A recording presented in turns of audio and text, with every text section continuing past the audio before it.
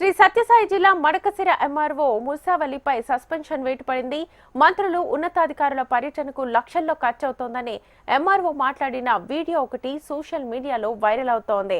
మెలవాయి గ్రామానికి చెందిన ఓ రైతు తన పొలం సమస్యను ఎంఆర్ఓ ముందు పెట్టాడు. సమస్యను పరిష్కరించాలని కోరాడు. అయితే ఆ రైతు సమస్యను పరిష్కరించేందుకు ఎంఆర్ఓ లంచం డిమాండ్ చేశాడు. లంచం ఇచ్చేందుకు రైతు నిరాకరించడంతో వెటకారంగా మాట్లాడాడు.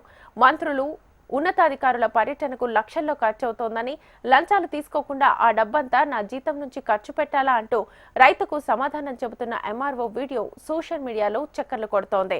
దీంతో ఎంఆర్ఓ తీరుపై ఆ రైతు ఉన్నతాధికారులకు ఫిర్యాదు చేశారు.